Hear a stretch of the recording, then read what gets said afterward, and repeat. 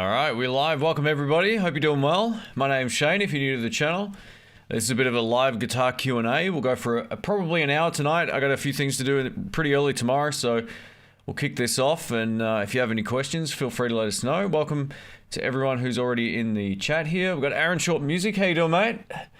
Says, have I tried the Oxbox? No, I haven't. I've read up a lot about it. I've seen some videos about it. It's pretty much the same type of technology as the Two Notes Torpedo, which was out years ago. It's got obviously a lot more than the Two Notes Torpedo, but it doesn't really give you that many benefits over the Two Notes Captor X, which I'm a huge fan of. So if there's something in particular that the Ox does that the Two Notes Torpedo Captor X doesn't do, then go for it. But yeah, the Captor X for me has been great. They were pretty much the innovators, but a lot of people swear by the Ox as well. So it's whatever you use. I don't think you can go too far wrong with either. Stu from Oz, welcome mate. He says, good day everyone. Hi Shane, getting chilly up here in Ballarat. Yeah, same here mate. It's so cold. I had my hoodie on before and I put the heater on. I was like, this is no fun. So yeah, I totally get it. I'm in the hills, so it's cold here too. We've got Dr. Nerd here, Stu from Oz again. How you doing? We've got Mike B from the Philippines. Very cool. Dylan from Ireland. Awesome. I'm going to do what I always do. Every time I start these, I move the comments so I don't break my neck. Let's do this. This is much, much better. We've got Amanda Coombs here. How you doing? We've got, is it Bendelschnitz? Is that how you say that? Hello. Welcome. All right. Mike says, good morning, good evening to you.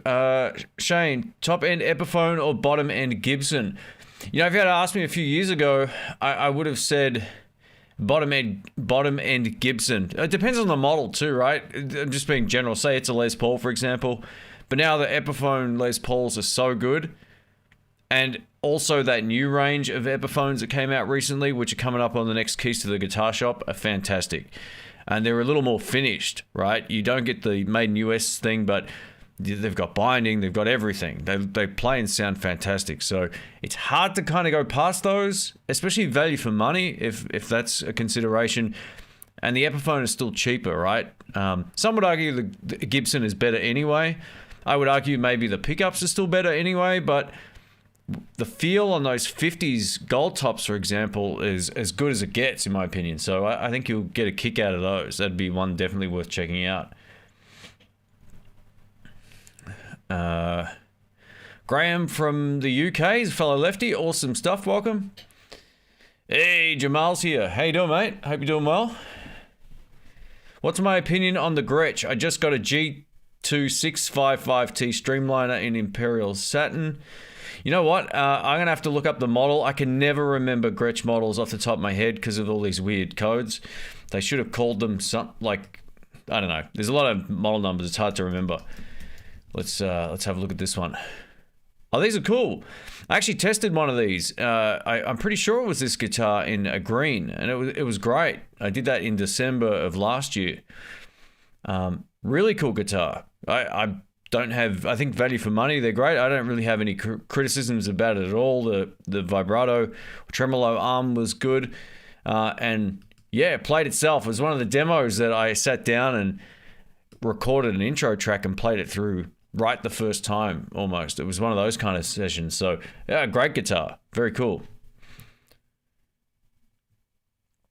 In the blues, you're up late. It's 11:14 p.m. here. I got Dave from Colorado Springs. Welcome. Marina, hope you're doing well. Welcome. Chopper, awesome stuff. Florida is great right now. All right, cool. Thanks you. Hey, we got Dylan Brisbane here. Hope you're doing well, mate. All the best. Janice is here as well. How you doing?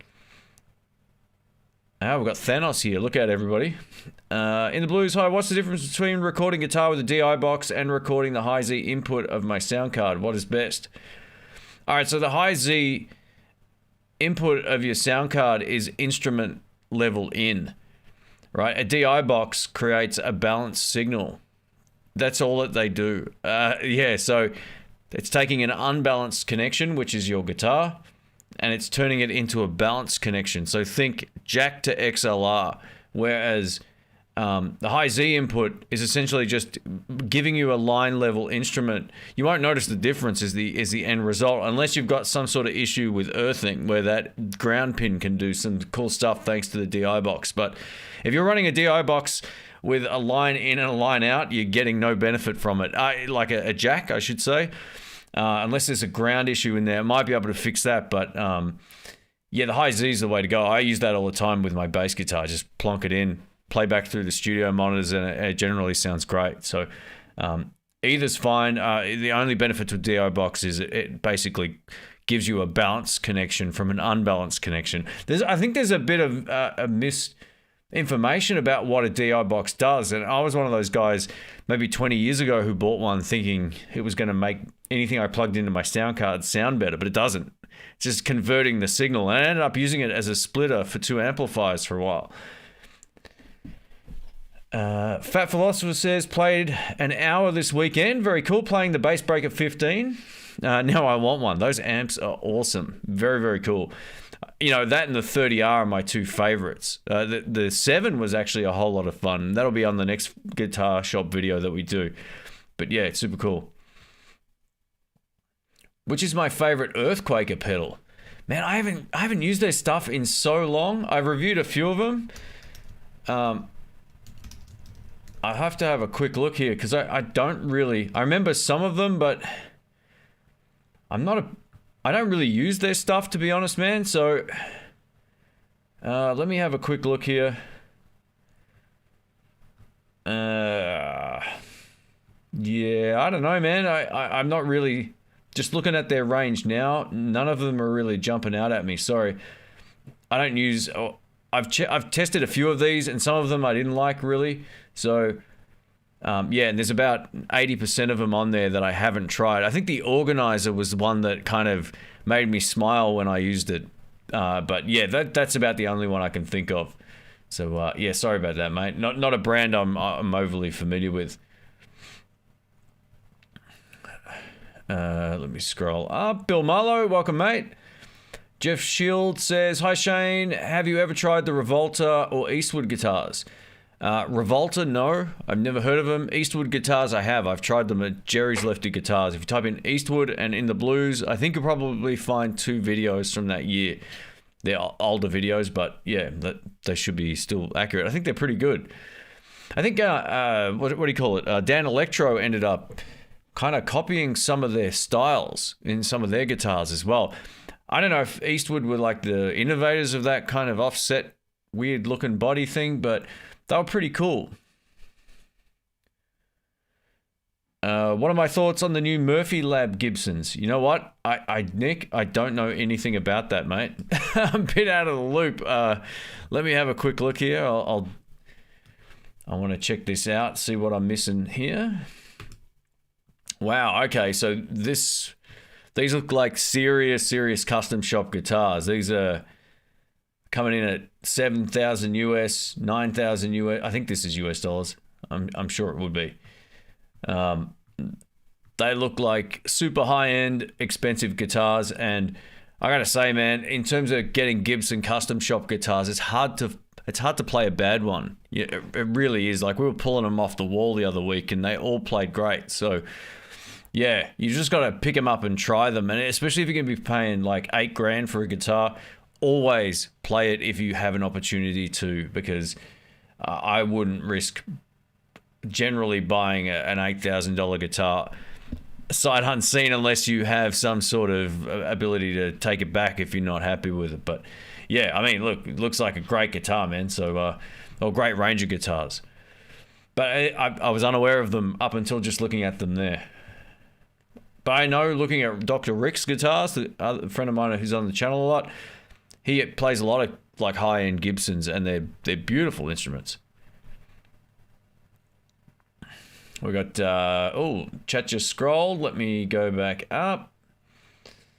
Oh yeah, we got Cheddar Kung Pao here. He just asked me to play on an Albert King track, and Albert King's one of our mutual favorite guitar player. So yeah, I cut a couple of different takes for him, and I'm going to be featured. Well, no, I'm not going to be featured. I'm featuring on one of Cheddar's tracks coming up pretty soon. So yeah, check it out. It'll be on his channel pretty soon, I'm pretty sure. So hey, no problems, man. I love playing. You know, I got a chance to actually create some music over the last couple of days for a project, and it was great. Just sitting here, get the drums, get the bass going, a bit of guitar, and it's been fun to contribute to stuff like that. So I'm all about it. And thanks for the support all these years, man. Cheddar, thank you. Hey, we got Landon here as well. Let me just go back up the chat here. I feel like lots of stuff moved without warning. All right, I got Michael here from Germany. Awesome stuff. Do I like Schecter? More specifically, the single cuts. Cheers from Sweden. Hi, David. So, yes, I think they're nice guitars, and they make a great range of lefties. I actually arranged with Schecter in Australia here to borrow the ones that would suit my channel. And then we got locked down for like 8 or 9 months or something, so I didn't get a chance to do that. But hopefully, I wasn't well for a while too, but now I'm feeling better. I'll be able to kind of get back onto getting more of that kind of stuff done. So, yeah, we should be back in business as per normal coming up pretty soon. So, yeah, I like what I've seen of Schecter. They make a lot of more traditional guitars, which kind of suits boring guys like me. So, yeah, again, it shouldn't matter what I really think of instruments. As long as you like them, that's what counts the most. Hey, Addy, Trebrizi, is it? Thank you for that. What pedal buying order and what pedals does a lad need to get started? It just depends on the style of music, you know, and what the sound is. So the way I look at it is, if you play predominantly through a clean amplifier, then you might want an overdrive pedal. Or if you play through something like a Marshall that has a really great drive channel, then you might want a delay or a wah. One that always goes, the unsung hero of any pedal board, get a Boss TU3 tuner. They're fantastic. A tuner pedal is one of the best things out there you can buy. So yeah, I would say overdrive if it's mostly a clean amplifier, a delay or a wah pedal if someone's most likely playing through a Marshall or a Mesa Boogie or any number of other amps with dirty channels. So that would be my suggestion. And a tuner pedal can be no wrong. Can do no wrong. Texas, and thanks again, Addy, for the super chat. I appreciate it. I hope that helps. I play a lot of blues and use Reverend Guitars. Have you tried them? That's from Texas Bootlegger. I have. Interestingly enough, the shop that I borrow all the stuff from, that I shoot videos here from, and that I also take do the videos down at the shop, Sky Music, they've got a whole range of them in at the moment. So coming up, you'll see more of them. I actually really, really like Reverend Guitars. I think they're highly underrated when it comes to quality, performance, tone, all that kind of stuff. And just uniqueness as well. You know, it's one of those things that you don't really see a lot of that online, a lot of Reverend Guitar stuff online, but there's no reason why people can't be using them and, playing them and being happy with them. Yeah, and in response to that, I think I've maybe reviewed 2 or 3 on the channel, maybe 10 years ago. I'm not too sure how long ago it was. Hey, Bruce, thank you, man. I'll get back to everyone's questions in just a sec. He says, I just got a Fender Ultra HSS Strat, and I'm itching for a good clean amp now. What would be a good Fender or other brand that won't break the bank? Greetings from North Dakota. I really feel like you could get a great deal on something like a Fender Hot Rod Deluxe and just spend your time on the clean channel.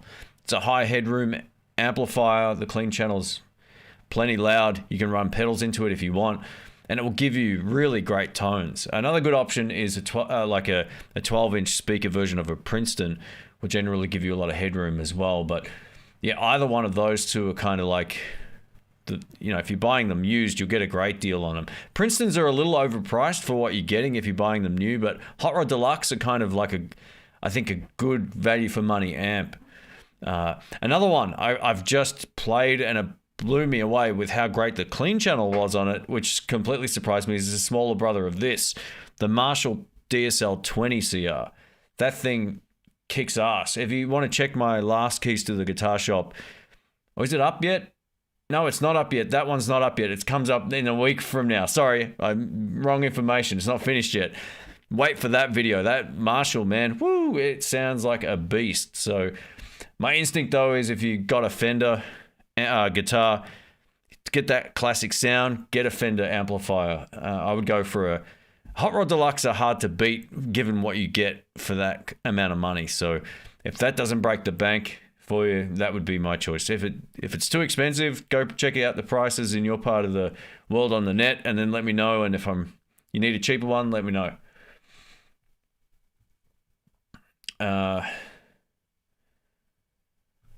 Let me scroll back up. Thank you again for the super chats, folks. All right, looks like I'm not too far away. We got a Yankee from Detroit. Have I ever played a Most Right? No, but I think that's the brand that Dan Electro and maybe what was the other brand we were talking about before?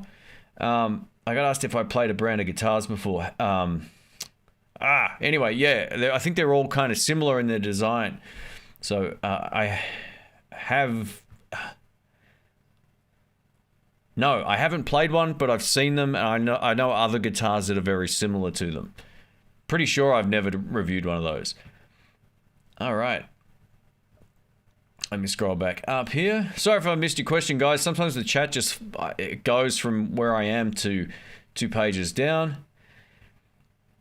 No danger in me buying an $8,000 guitar. Yeah, me either. If I'm going to spend $8,000 on something, it'd be a car.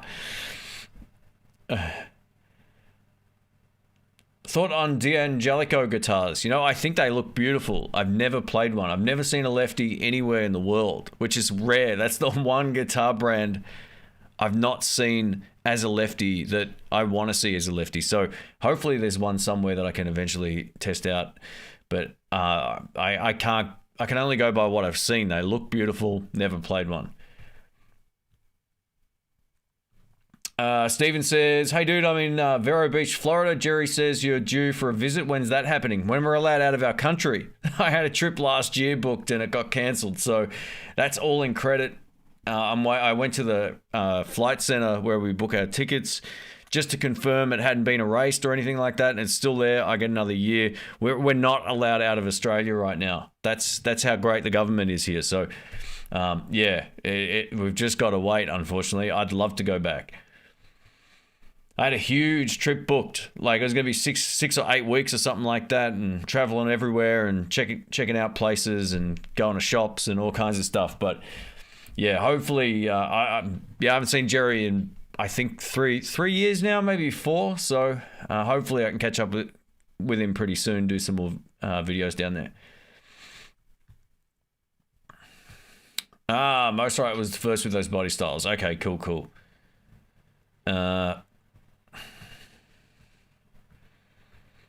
Let me scroll down. Have I heard the Nick Johnson's Schecter Strat? No, I haven't. No. Hey Shane, how can I become a solid rhythm guitar player? That's my goal. Well, you got to work on a whole lot of different feels, man. Like, so many people stick to just. It's the worst possible guitar I could have had here right now, but most people just play like, they'll just play like that all the time. Start getting your fingers involved. Find different percussive ways of playing. Understand rhythm. Another huge thing you see with people who struggle with rhythm guitar, especially at the jams, they have no understanding of basic rhythms, whether that's as simple as like quarter notes, eighth notes, and sixteenths. Those are the things that you need to understand to play good rhythm guitar. And also keep your wrist as loose as you can, because once you start tensing up your rhythm hand, it's all over. And always remember, you don't have to push hard on the hand that's on the fretboard to make chords. A lot of people push way too hard. Just keep everything loose and fluid. Try work on that. Listen to some different styles of music too. If you're listening to one style, you're never going to be able to play funk or blues or rock and roll. You got to soak in lots of different stuff. So that's my small you know, information there. All right. Pedal Room, welcome, mate. What do I think is the best guitar maker for Lefty options? I think Fender and Gibson probably have, I would say Fender have the most, whether that's Fender and Squier. And now Gibson and Epiphone also have a lot of lefties. Schecter, I think, technically has the most lefties available. I think they got like 40 models all up, or some huge amount. Like it's massive. So, but whether or not they all appeal to you or not is another story as well. Yeah, they're the ones that come to mind.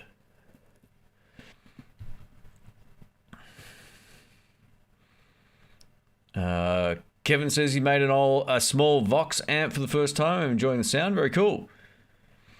Have I ever played the new Sire Larry Carlton guitars? I haven't seen them anywhere that I've been in Melbourne. I don't even know if any of the shops here carry them.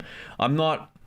They look nice, but I'll review one if there's ever a Lefty, but I highly doubt there will be.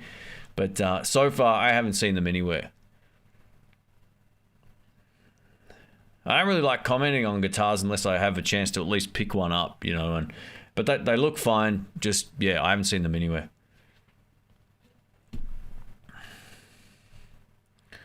The Reverend Double Agent. Yeah, that's a great guitar, actually. It's fantastic. Most Reverend guitars also have this passive, like, bass boost pot in there so that it doesn't require, like, a battery or anything. And it will just fatten out the tone. It's really cool how they've got this, like, sweep control thing that just brings in the oomph. It's pretty cool. Cowhide says 6 a.m. jamming with the Waza Air headphones. Almost missed this stream. Oh, that's cool, man. I'm glad you're playing. That's great stuff. Playing at 6 a.m. That's some dedication right there. That's awesome. Just got a Rick Tuner 12-string. Have I ever played one? Oh, Rick Turner, sorry. 12-string. No, and it's another guitar I'm not familiar with.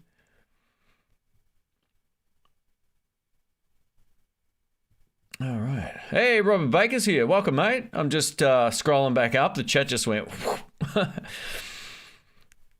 what's a good 1x12 cab? Man, there's so many. Like, just... You can get an unloaded one and put in any speaker you like as well, which is probably a good option if you want to be fussy. But, you know, Harley Benton make the Celestion Vintage 30 cabinets, and they're so cheap. Like, you probably get them almost cheaper to buy, like, the speaker and the cabinet together than it would be to buy the speaker on its own from a shop. So that might be a really good option for you. It depends on your style of music too, man. It's hard to really just say this is the best cab, but it comes down to, do you want an open back cab or a closed back one as well? You know, it just depends what you prefer. If you're more of a Fender guy, I would look for an open back cabinet. If you're more of a Marshall guy, closed back or Vox, then you go for a closed back one. All right. I'm not sure how to pronounce your name, man. Is it Janus? It says, hi Shane, just bought a Marshall Origin 20 but can't get good distortion.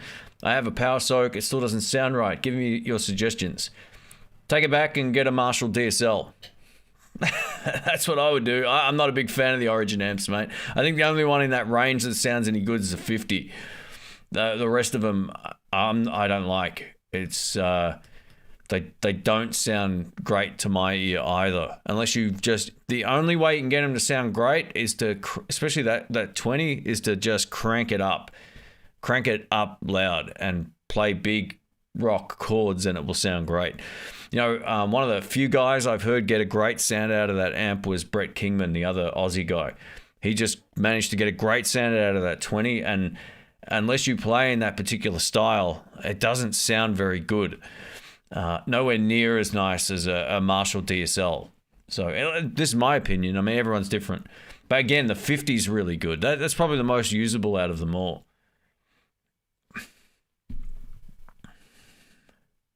Thoughts on Sustainiac pickups? Yeah, you know, a bit of fun. I wouldn't put it in any of my main guitars. I would have that as a feature kind of guitar for a song once a night or something like that. It wouldn't be something I would use a lot. But pretty cool from what I've seen of it. I think I saw Steve from Boston wailing away on one a while back, and yeah, that seemed pretty great, but I'm not going to put one in my guitars. Toman has 3 Lefty Dan Electros, all under $550. Cool. Anyone remember the Tism? Is that a band? No, I don't know that band, actually. All right. Have you ever tried the mono dual gig bags? I haven't. I think one of my friends, it might be Dr. Rick, or it might be one of his friends has got one of those. I can't remember who's got one. Yeah, they're not cheap, but they're pretty good, but they end up weighing a ton. So just keep that in mind. You once you get 2 guitars in there and all the rest of the stuff that goes along with it, it can be pretty heavy. So unless you really need it, yeah, it's up to you. One of the best value for money cases that fits almost everything, I take it with me everywhere, is the PRS-SE gig bag. They're the ones that come with the hook hidden under the back pouch. Those gig bags are the best. I think they're like $80. It's well, at least here anyway. So check those out as well. You could probably get 2 of those for the price of 3 or 4 of them for the same price as that mono bag. But the mono bags are really good. There's a lot of good things about them in terms of, they're like basically weather resistant and all that kind of stuff. And they'll give you a little bit more support as well, depending on the guitar. But if you're playing or planning on moving around strats and stuff like that, they're basically indestructible anyway. And I think the PRS gig bags are pretty tough to beat. Thoughts on the Piezo acoustic sound? Yeah, it's all right. I'm not much of an acoustic guy, but one of my favorite pickups I ever had was an AP4 from Mayton, which was that type of pickup. It sat under the bridge. It sounded really good. Awesome to see so many Reverend guitar players in this conversation. Yeah, there's a lot of Reverend love. So we actually ran out of time last time we were at the shop. We were going to go through pretty much the whole Reverend range, but we ended up doing other stuff. We went through the Epiphone range, which is coming up. So yeah, that should be a good video when that comes up. Probably come up in the next 2 weekends or something like that. So yeah.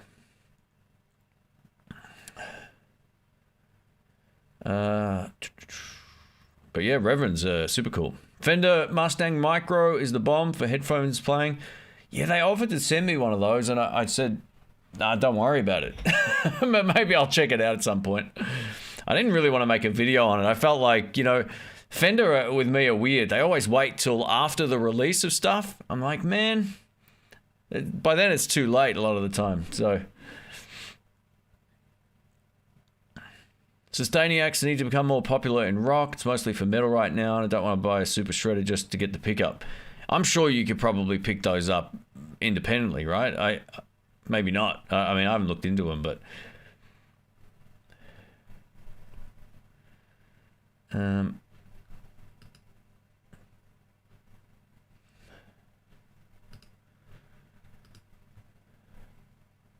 what's your preference for a podcasting mic, dynamic or condenser? Do you run a preamp before your interface for vocals?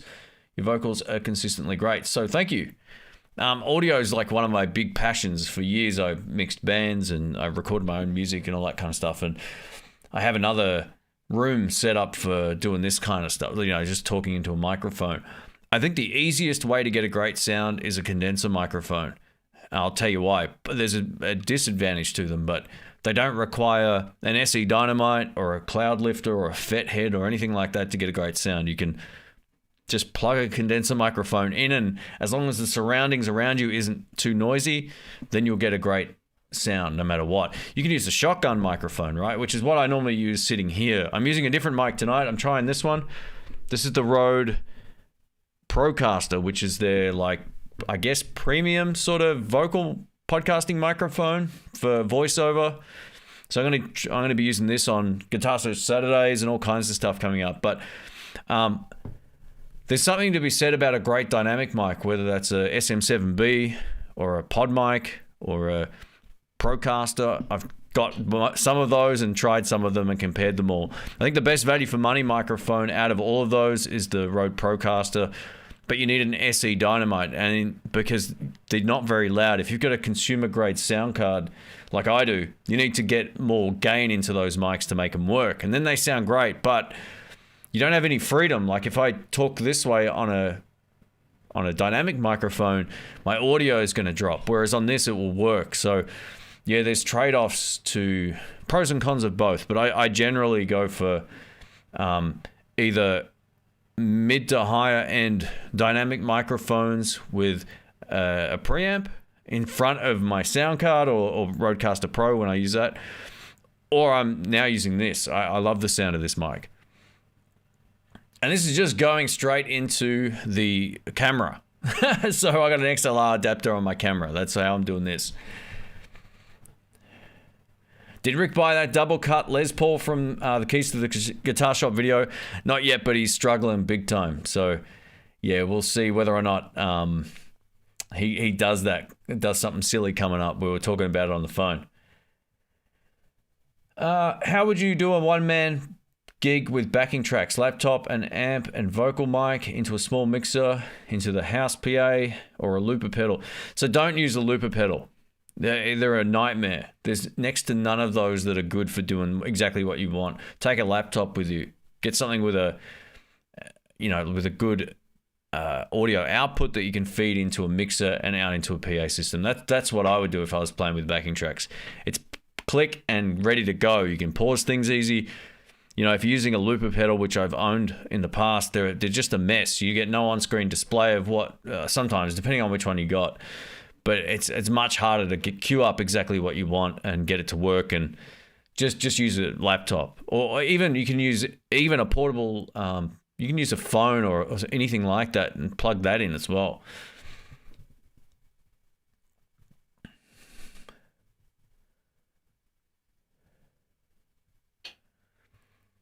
Let me scroll down.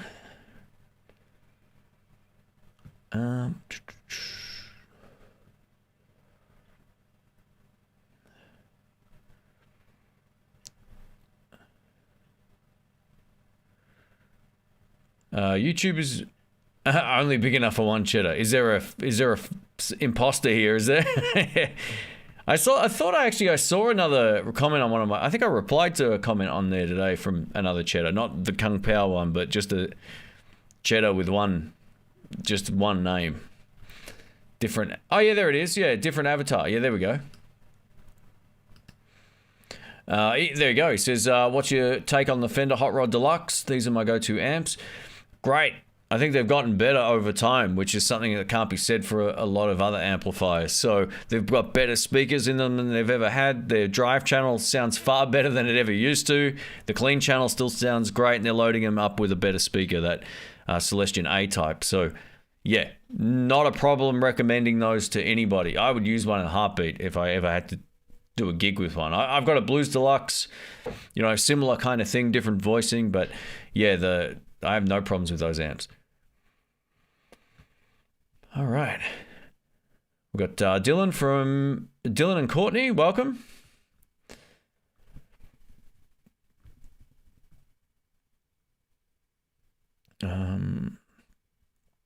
Recommendation for beginner guitars. So if you type in beginner guitars in the blues, I put together a whole video about that.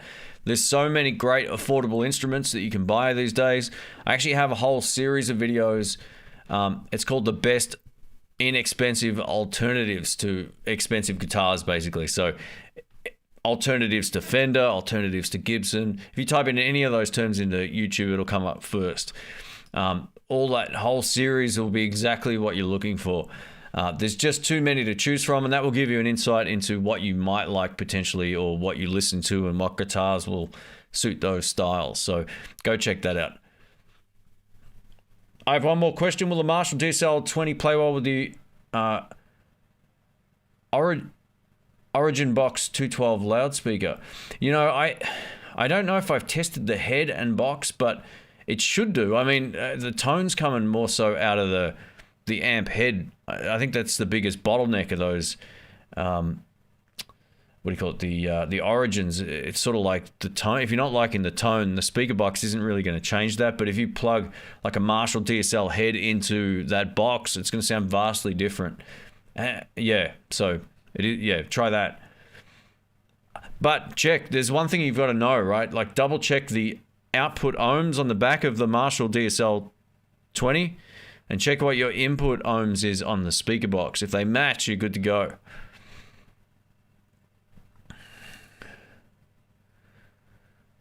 Oh, geez, the chat just... Hang on, sorry. Let me just find where I was. I'm liking Anderson and Collins guitars. Oh, beautiful instruments. Some of the best. Am I going to review or demo the new Fender 68 Vibro Champ? Yeah, I'm going to definitely do that. Look, we're a little behind here in Australia getting access to stuff like that. I haven't seen that amp anywhere yet, and once Sky Music gets it, I'll borrow it for sure. So, yeah. We've got Cespi, is that how you pronounce it? Giannis from Greece. Welcome, mate. Hope you're doing well. Thanks for joining in. What can you say about the Fender Champion 40 amp? It's from Arnie.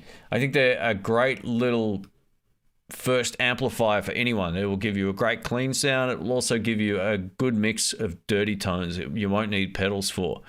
They're not loud enough to gig with, but if you just want something you can play at home or maybe jam with friends at lower volumes or whatever, they're going to do the job fine. So, and I think it takes the complexity out of owning a digital modeling amplifier that has a million different options. You're just going to plug in and play, and you've got all the dials on the front. That's probably the best way to go if you're just starting out or if you've been playing for a little while. So I think the Champion 40s are great. If you want to go for the Champion 50 XL, you get a little bit more volume out of it. And I've directly compared both of them in a live mix. And the 50 is louder at lower volume. So I think when we played on one of the live clips we did, we had the 50 at about 12 or 1 o'clock. And my friend Brian had the 40 almost all the way up on the volume to get the same volume, and it was pretty much struggling at gig volume. So yeah, I think they're a really, really solid amp for what they are. I think they're good.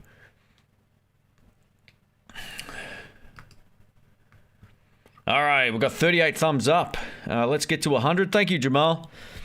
We've got, I think, 151 people here, but by the looks of this, this could be wrong or slow update. 145, so that would be awesome. Let's see if we can get some thumbs up here. We've got 50 to 1. 50 to 1 ratio is not bad. I'm happy with that.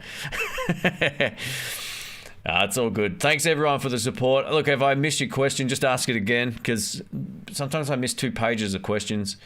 I don't want to turn slow mode on, because then people who like talking to themselves, talking to others in the chat, have to wait. It sucks. So my guitar's in tune, my amp isn't buzzing, and I'm hitting those high notes. That's great. That's from Crazy 8 360.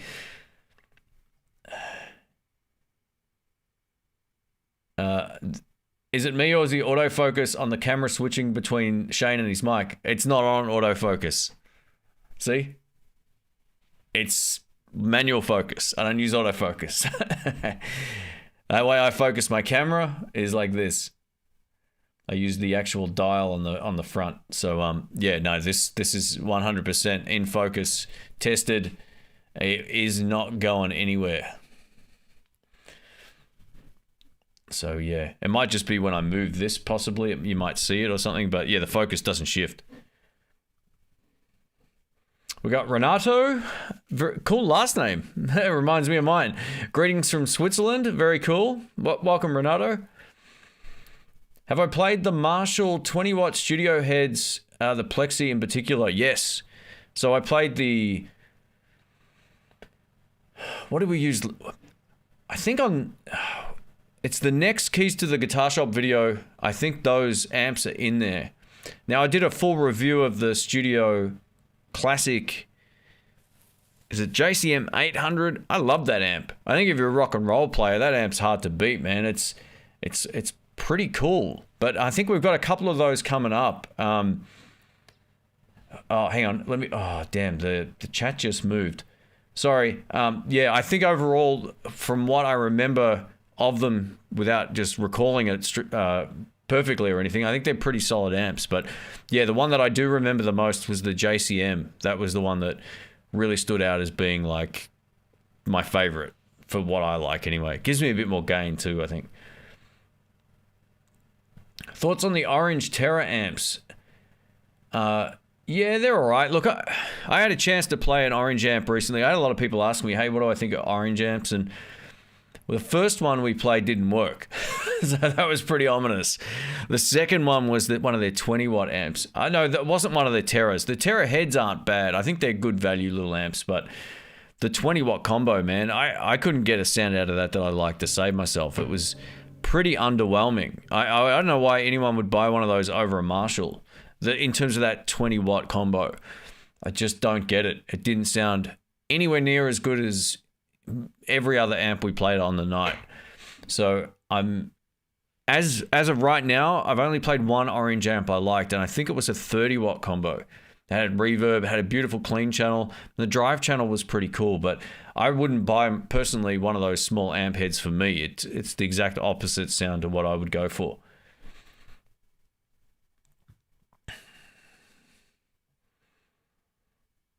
I've ordered a Strat. Sorry, let's start again. I've ordered a Strat single coil sized P90. Have you ever tried such a pickup? I haven't, no. That'd be an interesting, should make a video about that. That might be kind of interesting.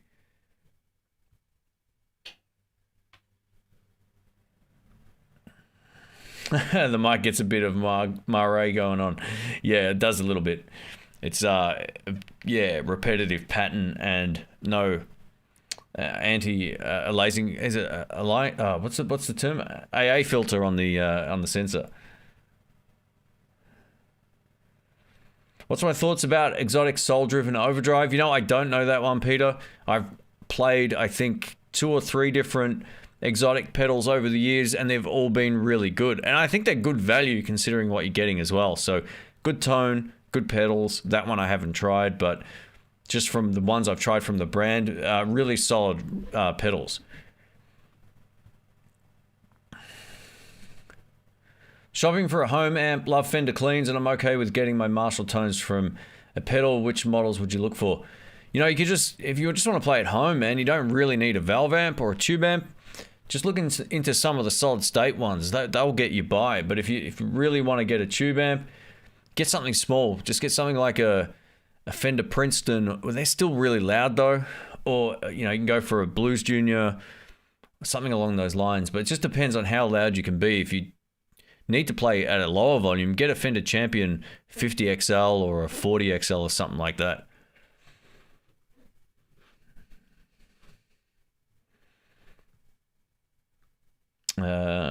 Cool. Dale says, Shane, great channel. Is your pedal board hooked in front of the amp or in the loop? So always generally just straight in. Everything goes out into the front end.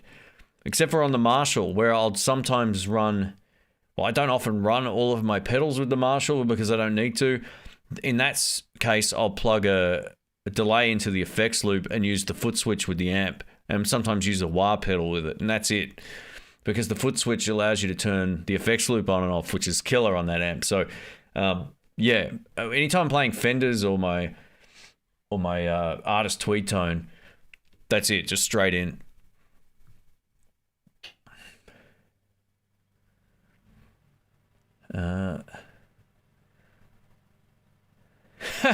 Cowhide Music says, I remember when In the Blues smoked a Fender amp. I think it was a Bassbreaker. Yeah, it was. It was one of their 40s. Your Fender weren't overly happy about that video, but didn't matter. It blew up while we were playing it. So that was the review video. You know, you gotta sometimes put in the duds in the reviews as well. It can't be all wonderful. And yeah, so that's what we ended up with. We ended up with that video. It sounded great before it died, but yeah, Rick blew it up. So it's funny because sometimes some of these amps, you start playing and you're like, oh, I thought it would be louder, or, you know, you just assume something's going to be better or worse about something, and then all of a sudden it just stops working and it stinks, and it's like, all right, we'll turn this off and have it sent to the repair factory.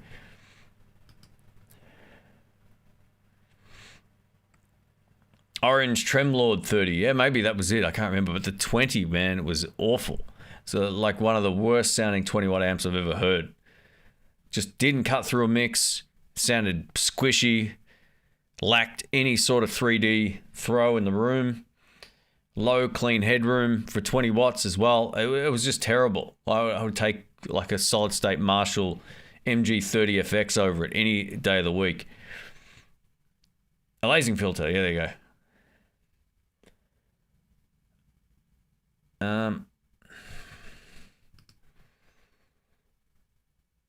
Have you tried the Warman pickups? I installed them into my Les Paul. It absolutely screams now. Mark, I haven't, mate, but you know, there's so many like independent and boutique pickup companies out there. It's hard to keep on top of it, but yeah, if that works, then awesome stuff. I just got a D&M Drive. It's unbelievably good. Makes the whole pedal chain sound better. Awesome. And that's the good thing about a good pedal. You know, like, that's why I love the Royal Flush. I can leave it on, or even that Nordvan Gravity I'm using a lot now as well, motherboard, but I can leave that on pretty much through my entire signal chain and it's going to sound great. So it's like, it just makes everything better. I could stack my vibrato pedals into it. I can run that out into another effect or stick another effect into it, and it's all going to work. So yeah, it's great to have something like that in your chain where, you know, the one thing I used to do a series years ago called Will It Stack, which was taking random pedals and seeing how well they work together, realizing that not all pedals work well together. That was pretty much the premise of it. What's my thoughts on the Rode NT1A? I just bought one cheap. Gonna use it through my... Mate, I tell you what, I got one right here. Oh, no, I don't. I got a Rode NT1, which is this. This isn't an advert. I've had this for probably 7 years. We're actually tracking some vocals in here like 2 days ago. Where's the microphone? Oh, it's just on the floor down here. Here we go. Yeah. I think the only difference between this and the Rode NT1A is I think it could just be color. I don't think there's much else different about it. This is my favorite vocal microphone for singing. Anytime, like doing any type of vocal tracking, this is what I use. This has been around for years and years and years. And I've got an NT2A, which I paid like $700 for back probably 15 years ago. And this is far better. In my opinion, it just sounds better. So, yeah, I think they're really, really solid mics. The thing, I wouldn't use them for a podcast so much unless you're in a really quiet room, because inherently condenser mics will pick up a lot more stuff. But for actual singing, phenomenal. Where in the chain would you put an always on EQ pedal? Thinking post drives and pre-modulation, but not sure. Yeah, there's a number of different ways, man. There's no real right or wrong way to do that. You can put it after all of your overdrives and distortion pedals if you need to scoop out something or add something in. Or you can use it before everything if you want to boost something up.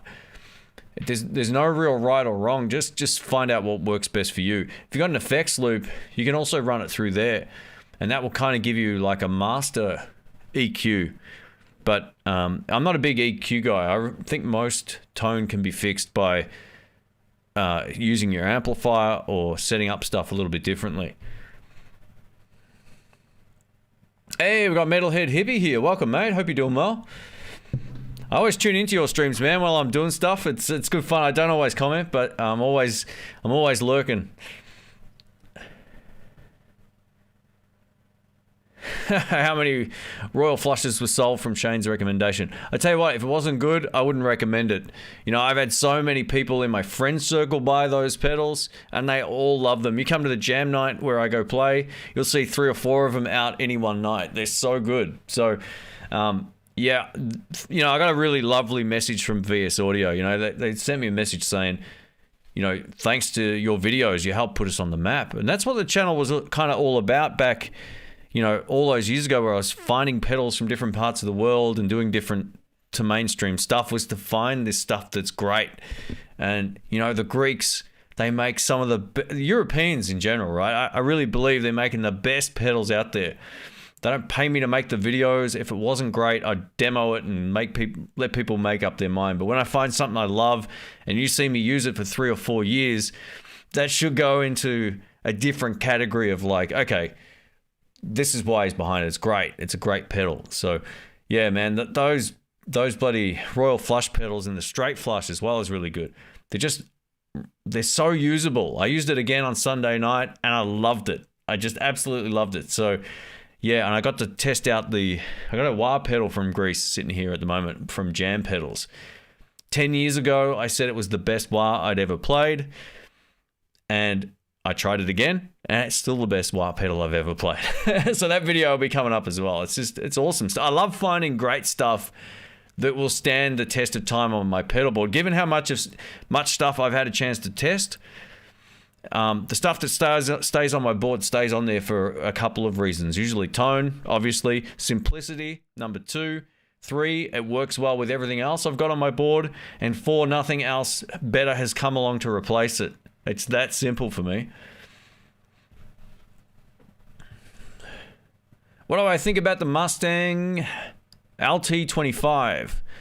You know, I haven't tried that one, mate, so I can't answer that one for you. But I might see if I can get one coming up pretty soon. I'll see what I can do. There's a few amps I want to sort of fill the void. There's a few in the range I haven't done in a couple of different series of amps, and that'll be one that I'll get around to. Hey, thank you, Jamal.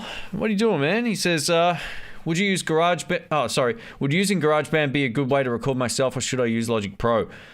I do plan on getting the M1 iMac soon. I tell you what, mate, those M1 iMacs, if you're into Macs and if you're into cutting-edge CPU technology, are fantastic.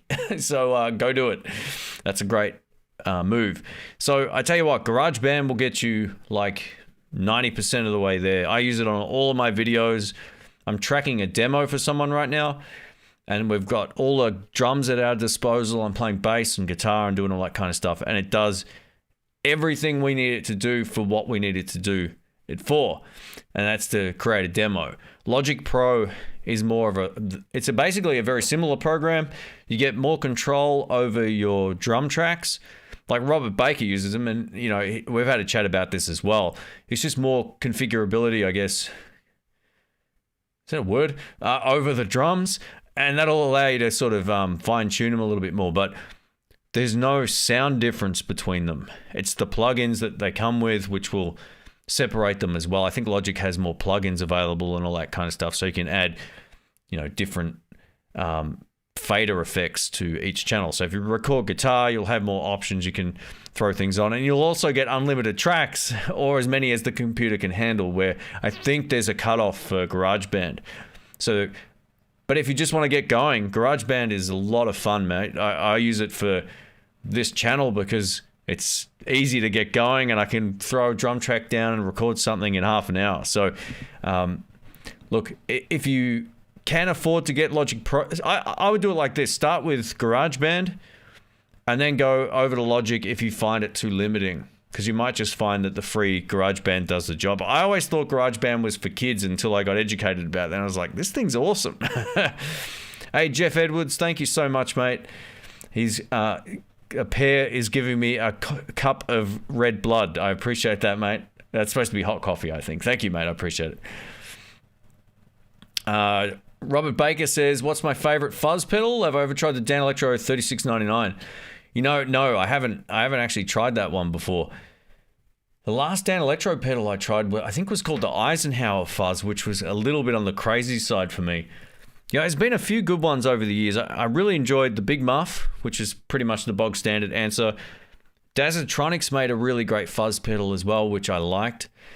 I'm not a big fuzz guy. Like, I never use them on my board. Sometimes I think, oh, this is going to be the the fuzz pedal I take out and play live, and I take it out and I'm like, I'm a blues player. What am I doing with a fuzz pedal? So I always end up going back to my overdrives is the short answer. So yeah, I'm not too sure what my all-time favorite one would be, but I do remember having a lot of fun with the Big Muff. It was an old one too. It was good fun.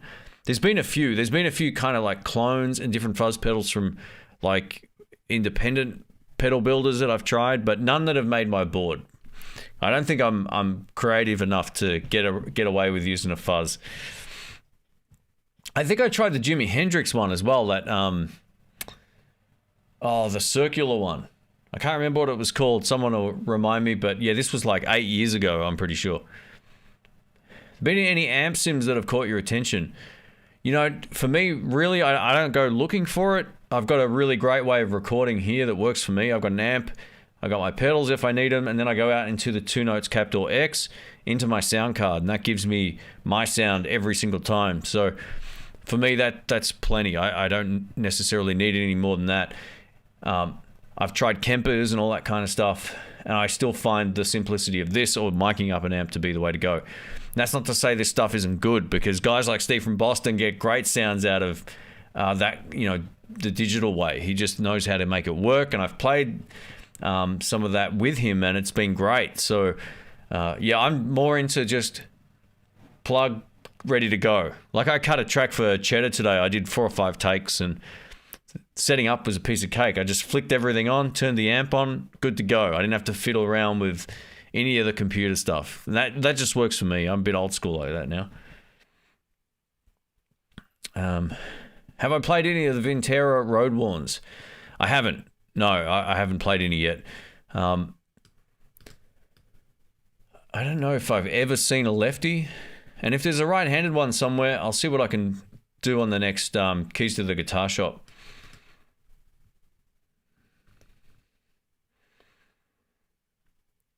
Yeah, there we go. Cheddar says you'll get GarageBand for free on your Mac. Reaper's a good program too, $60. But the problem with Reaper, it won't give you all the drum stuff that you'll get with Logic, and you want to be able to play to drums. Otherwise, it's even if you just set up a simple groove and drag it across for 3 minutes and play to it, it's going to be way better doing that than not having them.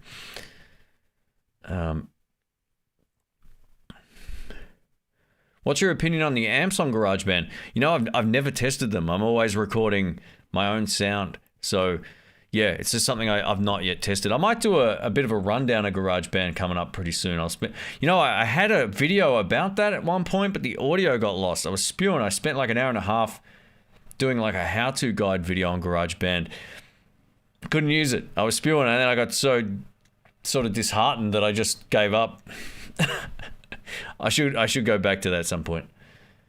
I've been playing my Roger Mayer Octavia, and man, it's amazing. Very cool, mate. That's a good one. Far out. Very nice. Dr. Rick needs to play the Billy Corgan Reverend Guitars Sky Music with lots of fuzz. Yeah, they've got some great ones there, mate. We were just talking about that earlier. So at some point, pretty soon, we'll get through the entire range of the Reverend Guitars. Hey, we got Anjay here. Welcome, mate. Bit late to the party. That's all right, mate. What time is it now? It's 12:08 a.m. here. It's 58 minutes and 46 seconds in. That's all right. You got about a minute and a half left, but I always end up going a little over. Did you buy the Gibson SG Special Faded Pelham Blue? Because I bought one. I bought the last one you could buy in Germany. Great guitar. Very nice. Dark Lord X. No, is the short answer. I like SGs in terms of their vibe, but they're not for me. I've owned 2 SGs before, and I've always sold them, given they weren't as nice as that Pelham Blue one. So that could have something to do with it. But yeah, I'm not an SG guy. I think they're more suited to guys who it works for Derek Trucks, who plays slide. But yeah, I don't know, man. They're not really my kind of vibe overall. I always get slightly disoriented on them, thinking where I am on the fretboard, because the neck joint is so different. It joins so late on the fretboard that if I'm in A on a normal guitar, I'm sort of having to always double check to see if I'm in the right key if I'm playing a bar chord. So if I'm in, and the feel of it is different, the way it feels on. But I got to tell you, some of the last couple that I've played at the shop have been pretty fun. So, yeah, I don't know. I always feel like if I buy an SG, I'm just going to sell it because I've done that twice. But that Palin Blue and the Gibson Custom Shop one, that red one that I played, whew, that was as close to me pulling the trigger as it's going to get. They're really nice guitars, so congrats. Have I been taking bass lessons? No, not at all. I do all the bass stuff on my intro tracks and whatever else, but I just keep it simple, man. For me, bass is all about listening to the drums, and it doesn't have to be complicated. It just has to be, you know, good timing and great execution to. And not that I got great execution, but that's what I try to do. I keep it simple so my execution is better than it would be if I was trying to play complicated. But I love it. Have you tried any of the Neural DSP stuff? No, I'm not really a big sort of digital guy.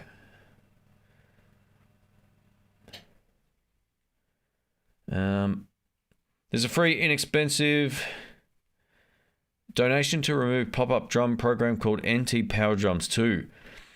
It's cool to create drum backing tracks on the cheap. Okay, cool. Well, I mean, I don't know if you ever used GarageBand, man, but it's awesome. Like, that's all I use now. I bought a drum kit a while back, and I was doing the intro tracks as a poor man's drummer. But when I worked out that GarageBand had such great drums built in, and it's really easy to set up, I'm actually tracking an album in demo format right now on it for someone else. So it's great. It's just really easy to get great drums, and for me, that works. I used to have subscriptions to Real Drummers and all that kind of stuff through Jim Dooley. But yeah.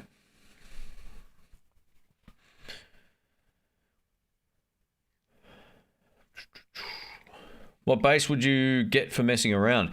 You know, it's pretty hard to not recommend two. I mean, there's lots of great bass guitars out there, but if you just want to buy one that doesn't cost much, that sounds great, check out a used Ibanez sound gear. Those things are great. If you're coming from guitar and you want to learn how to play bass, those things are comfortable to play. They've got a nice thin neck. They're easy. They're light. But they don't sound as good as the Harley Benton one I've got back behind me over here somewhere. That Harley Benton jazz bass, I don't know if it's, yeah, down here. That thing sounds so good, but it weighs a ton, and it's give or take cheaper. The Ibanez I picked up used for $150 in immaculate condition. It's got active preamps and all that kind of stuff, but man, it's hard to not want to play that guitar. It's really easy. You know, the bass is just comfortable sitting down. It's great standing up. The Harley Benton sounds great, but it's really, really heavy. And I got to throw another one in there. Squire make a PJ bass. It's got a P bass pickup and a jazz bass pickup in the bridge. Great value for money. I've owned one of them as well. I purchased one, and it's a great little bass guitar.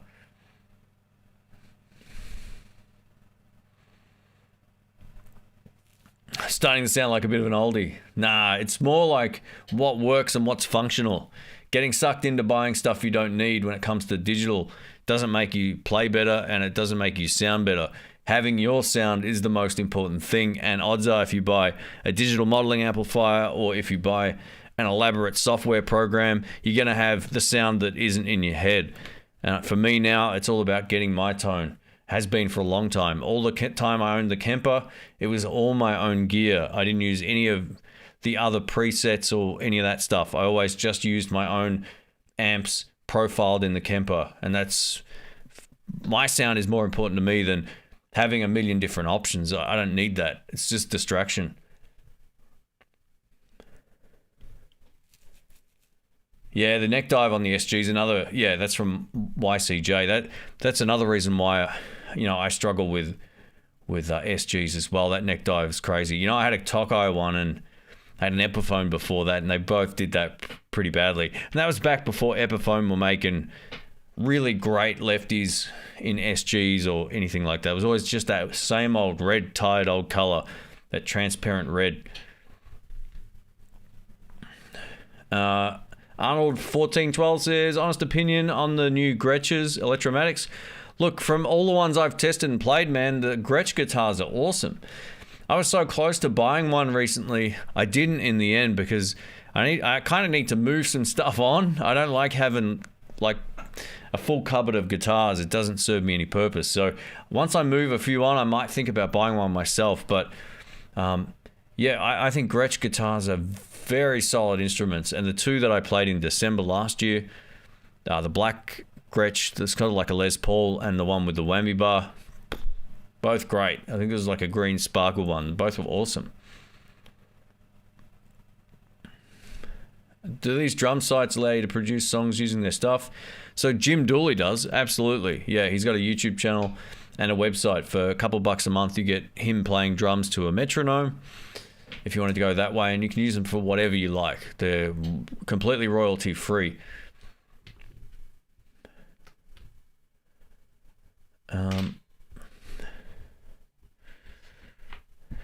Robert, who was watching as far as he will leave. Hang on, what's it say?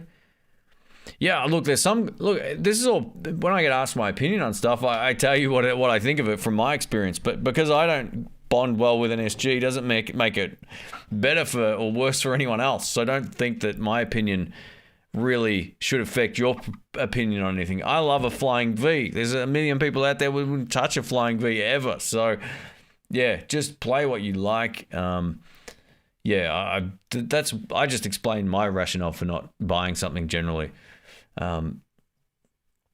What is neck dive? So when you got the guitar on, if you let go of it, it falls towards the headstock because the neck is thicker and heavier than the body. You know, there's brands like Framus which fixed that on a lot of their guitars where they'd make the body slightly thicker, and then it was perfectly balanced. I have no idea why Gibson haven't done that yet, but it is what it is.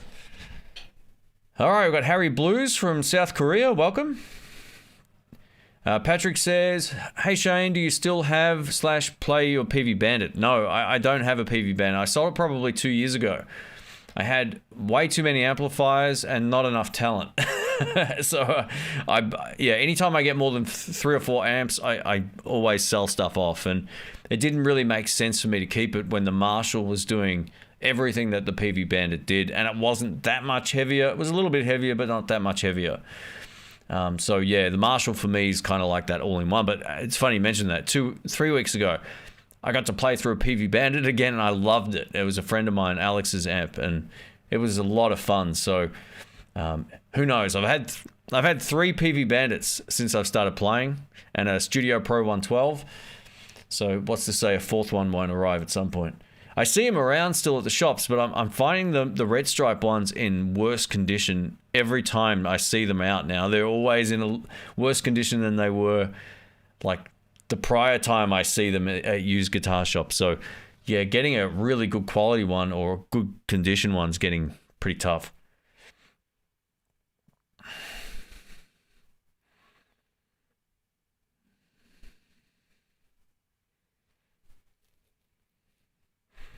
Paul says, what's wrong with my hoodies? I tell you what, man, I don't like anytime you buy stuff from Teesprings, it's literally they're doing all the printing and the work, and they back up the stuff that they make. I appreciate you supporting the channel, by the way. Thank you. But yeah, I don't make them. So if you've got any issues with the prints, just email them. I'm sure they'll replace it, mate. I'm pretty certain they will. They'll have record of your purchase and all that kind of stuff. You may have to send it back or something like that. I'm not 100% certain, but I've had one of my t-shirts for 2 years and it's been fine. So yeah, it's up to, I'm not exactly sure what's going on with that. But yeah, sorry that's happened, but it's Teesprings, man. Just go chat with them.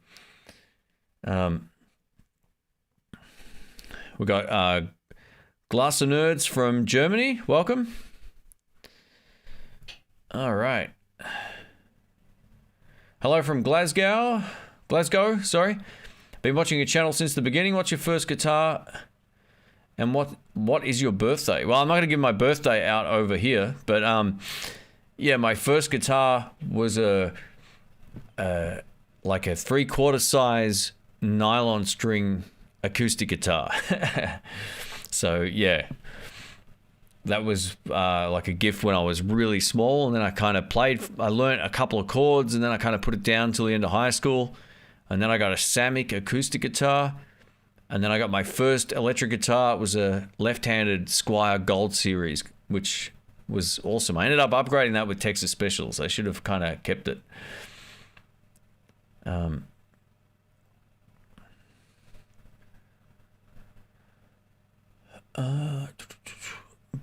Metalhead Hippie says, best on-the-go amp for acoustic or without batteries and effects. Just sit in the part, also one you can record on the fly. Best on the amp go for acoustic. I mean, there's a whole lot of those. Yeah, I don't know, man. I'm not really too sure about that. There's a lot of headphone amps out there. Just see if any of them in particular have an acoustic mode. In terms of recording, I'm not sure what you're asking, man. You can record on the fly. I'm not really sure what that means, man. Sorry. What's the most famous player you've ever jammed with? I got to play with in Chicago, I played with Sammy Fender, who was pretty great. I don't know if he's not a famous, like a household name or anything like that, but he was a pretty serious gigging musician in Chicago. This was back in 2010, I think. And that was awesome fun, man. That was so good. If you type in Sammy Fender, odds are you'll see me and him jamming. So I actually went to Buddy Guy's Legends, and right before that, I met Rick Hall in Australia, who's Buddy Guy's arranger and side guitarist. And then I don't know, it was a couple months later, I was in Chicago and I saw Rick Hall, and he remembered me. He goes, "Oh, call this guy, go play with him." So I was like, "I heard you play, go meet this dude." So I took a taxi that was like $110 to almost the border of the next state, and I got to play with Sammy Fender, which was pretty great, and this other guy who's sadly passed away. But yeah, that was a lot of fun. It was just a jam. He was hosting the jam, and it was great. But yeah, I haven't really played with any like major, what would be considered like household name musicians. I haven't done that at all. I also met a guy in Texas when I played down there who was like regarded as the best harmonica player that most people knew. He was awesome, but I can't remember the guy's name. I can't even remember the place it was at. I have some video footage floating around somewhere. I just don't know where it is. So I'm going to have to go through the archives and see what I can get. I've met some famous guitar players, but well, in the blues scene, I don't meet like anyone huge, but yeah, I'm fine with that as well. Yo Man says, "Hi Shane, love the channel. You did a review of the Boogie Fillmore 50. Did I ever try the 25? No, I haven't tried the 25. The 50 was great. It was pretty good. It grew on me a lot, that amplifier as well. When I first tried it, I was like, I don't know how much I like this. The more I played it, I was like, this is pretty cool. So for those who don't know that amp, you get two channels that each have it's like a 3-channel amp. You get clean, crunch, and high gain or whatever. But you get that on 2 channels. So you can set up one identical to the other but just louder, or you can have 2 completely different tones. It's pretty unique like that. It's one of the things that I wish more companies did, because you might just want 2 crunch channels and one slightly louder, which is what I do on the Marshall. It's mirrored, which is killer. Yeah, great amp. The 25 should be loud enough for like smaller gigs. The 50 will definitely give you more headroom. Do I know anything about the Route 66 overdrive? Is that the visual sound one, or whatever they're called now? What are they called? Called like True Tone or something, right? Yeah, okay. These have been around for years, man. A compressor and overdrive. So the overdrive circuit is literally a Maxon Overdrive Pro, or not an Overdrive Pro, sorry. It's a Maxon OD808 or a TS9 or whatever. And a compressor. Look, there's one big flaw with a lot of those pedals, and I hope it's been addressed.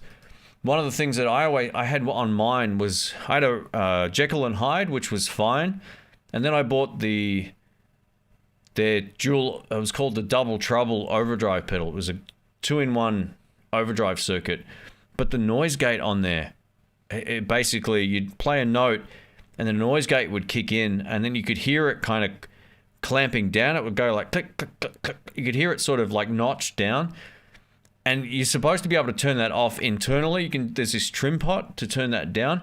Didn't work. So yeah, it was something that drove a lot of people nuts. So just check to see if there's any issues with the noise gate. Type in Route 66 overdrive noise gate and see what comes up, because that could do your head in. Supposedly you're supposed to be able to turn them off, but there was certain models, especially like the rounder triangle ones. It looks like they've got square ones now, or rectangular ones, which are probably the new ones. But if you find a round triangle, like it's a downwards triangle, but it's rounded on each side, it's kind of like 3D in its design as well. Yeah, I'd probably give it a miss. You can buy any number of probably great overdrives and compressors and get the same kind of thing. I'll just take a couple more questions, then I got to get out of here. Love the show. What one high gain blues distortion would you recommend? So I don't use distortion pedals. If I had to recommend one great pedal, it'd be the Royal Flush. Or if it's just a single pedal, I'd probably go with the Straight Flush from VS Audio. I just love the tone. It works for me. I much prefer 2 overdrives stacked over any distortion pedal I've ever played. That's how I feel about it. I always find most distortion pedals sound lost in the mix. They're too bassy, sometimes not enough mids. They just don't respond the same way. So yeah, that would be my choice. Hey, here we go. Patrick says, my second-hand Red Stripe Bandit has arrived just this second. There you go, mate. Awesome stuff. Thank you for the reviews. You talked me out of the GT200. Very cool. Good decision. The Bandit wipes the floor with the GT200. And I purchased the GT200, and it was crap compared to the Peavey Bandit. Even a Silver Stripe Peavey Bandit wiped the floor with it. So, depending on what you're into, but it lost everything the prior generation had in terms of the big sound. So the Bandits are still very strong. Awesome stuff. Enjoy. Yeah, that's cool. Hey, we've got Play Guitar here. It says, hello from Canada. Great channel. Thanks, mate. I appreciate that. We all wish we kept our first guitar. Yeah, I think that's pretty much right. You know, I've still got my first 3/4 size one. It just needs a bit of work. It might be a good restore project video or something. I know how much you love 12 strings. What do you think of the Harley Benton Rickenbacker copy? Yeah, look, mate, I'm the wrong guy to ask about that. I don't like 12-string guitars whatsoever. So, yeah, I haven't even seen it. I may have seen it on their website, just glazed over it. I'm not too sure, mate. I know you're a Tele guy. Bought a 70th anniversary broadcaster. Very cool. It was a toss-up between that and the American original Tele. Sounds amazing. Keep up the good work. Love the channel.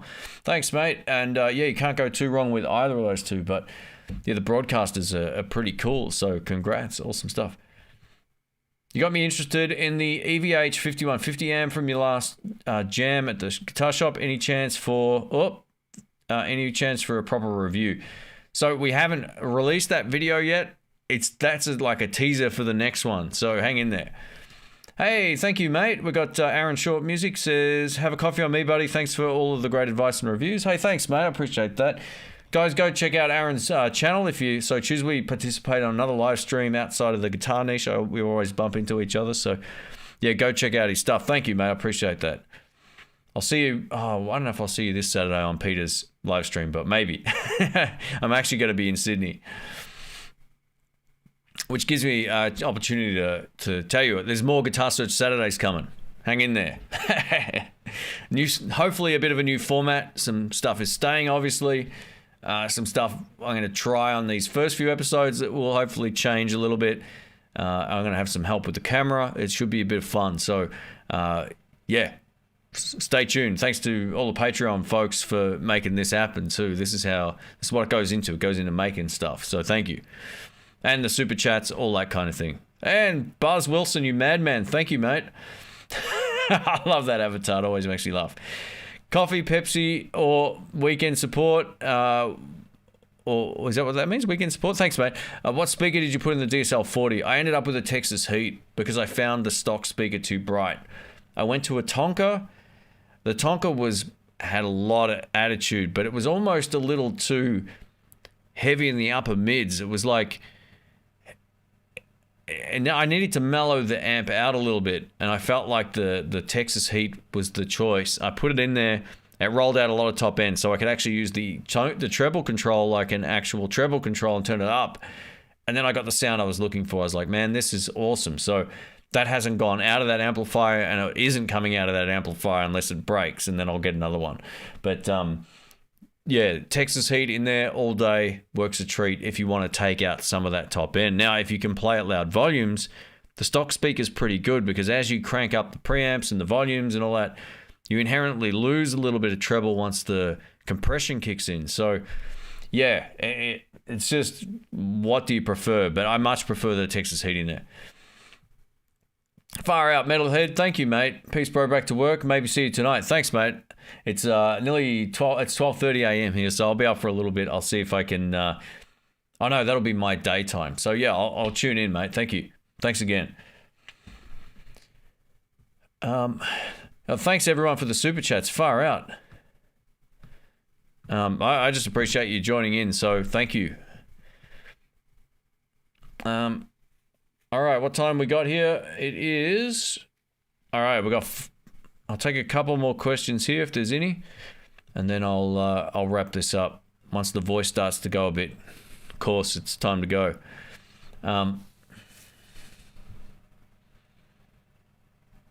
See if I missed anything here. Shane, this is from Crazy8. He says, Shane, I play guitar and bass. I'm happy to report I have every guitar cable pedal amp I could ever want, apart from just replacing strings and batteries. I can just play now. That's great. You know, it should always be about the playing. I always feel like the more stuff you get, the more distractions there are. And that's kind of what put me off a lot of straight up digital modeling amps. I would still buy a solid state amp that had digital modeling in it, whether it be reverb or maybe a delay circuit or something. But yeah, I just like the fact that you got what you got, you make it work, and you're good to go. That's a great attitude. I like that. We got Rabray, is it, from Boston? I'm not sure how to pronounce that. Thank you, mate. How are the PRS SE guitars in terms of quality compared to the equivalent Ibanez guitars? You know, I haven't played a lot of the lesser expensive Ibanez guitars. I've only played the Japanese ones, and they're like ridiculously good. It's not even close. That Ibanez Prestige I played last year, the made in Japan one, stainless steel frets, roasted maple neck, all that kind of stuff. It was in a league of its own. It's one of the best guitars I've ever played. It is so good. So yeah, it is different, but the PRS SE made in Korea guitars are great. And that once they moved to Indonesia, I found the first release of them pretty underwhelming. The quality wasn't very good. The switches felt crap. The finish on the neck felt cheap. And then they got it right the next series. So if you buy a current PRS SE, they're pretty good. They got a lot of those things fixed. I'm not too sure what went wrong that first batch from Indonesia. At least the ones that I tried were very underwhelming. So yeah, just different. I think the Ibanez Prestige guitars are overpriced. In Australia, they're like as much as a Gibson. They're made in Japan. It's kind of like, oh, do you really want to spend that sort of money? Whereas a PRS SE is like a third of that price. So that makes way more sense. And there is that law of diminishing returns too. Depends where you're at, and it depends on what you like. But both are solid guitars. I have no hesitation to recommending a PRS SE with the current season of them or the current year of them now, or any of the Korean ones I've played, which are kick-ass. So, yeah. Have I ever tried the Cannabis Rex speaker? I have. Yeah, they're great speakers as well. It depends on what amp they're in too, but yeah, really solid speakers. A good friend of mine, Brian, had those, and we had a speaker box, and we tried it in all the different amps. I also got to test it in the back of another amp at a shop. I haven't owned one, but I've played and used them enough to know that they're good speakers. Must be getting near sleepy time. Thanks for staying up so late so we can say hello. Hey, no worries, man. It's better this time of the day for me than in the mornings. I can barely talk in the mornings. 7,000 options to find 3 usable sounds. That's right, man. That is right. You just don't need it all. Just play. You know, when I tracked the part for Cheddar today on this track we're working on, I was like, I'm just going to keep this simple. Amp, guitar, interface, done. And that was it. It worked. So there you go.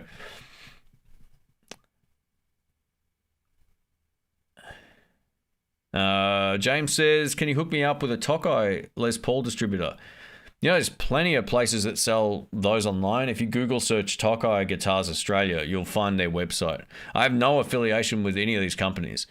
They don't send me stuff or anything. So, yeah, just look them up. I think the last two I bought were from a shop in Melbourne called Muso City. And yeah, I bought them from there. My good Japanese one, my last one was purchased from a shop that shut down. But I think Muso City might be the distributor of them. I could be wrong. All right, we might wrap this up. All right, guys, thank you. I'll try and timestamp some of this at some point, but yeah, I don't know if it'll be tonight. It's getting late. It takes an hour and a half. Now that it's been an hour and a half. It doesn't take quite that long, actually. But yeah, to get it accurately done takes a bit of time. But yeah, Robert Baker says, man, I have an Axe Effects and it does 1,000 different things. I use 4 of them. I'm the same, man. I don't need like all the different delays under the sun. I don't need all the different distortions.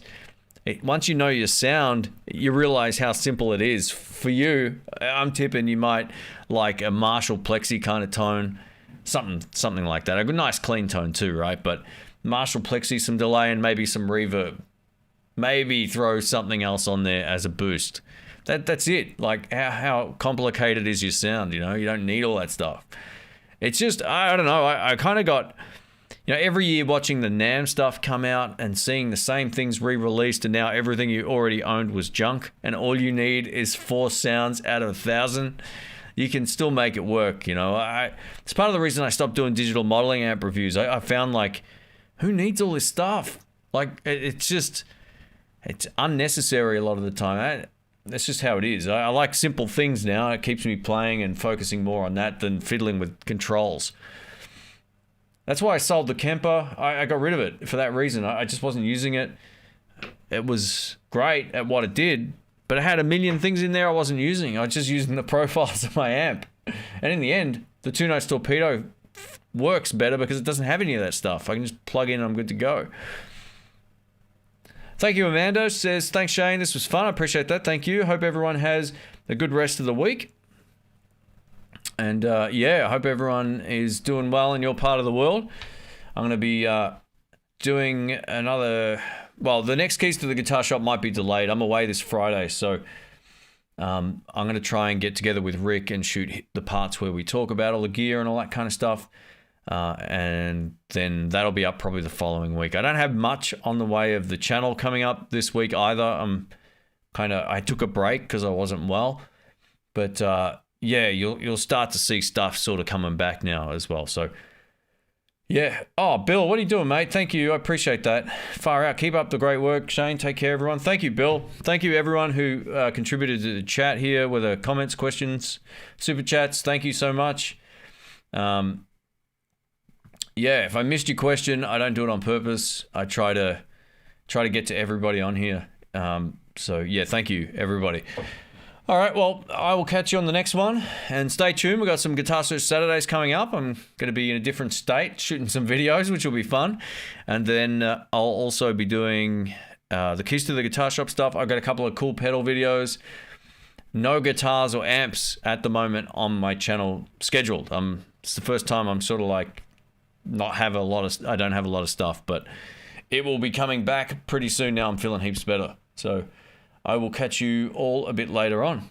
Catch you soon. Thank you again, everybody, and we're going to tell Robert Baker that he needs to get a butterscotch Telecaster. Let's do it. Let's go over to his channel and just spam him. Come on, Robert, do it. All right, guys, take care. Catch you soon. Thank you. See ya.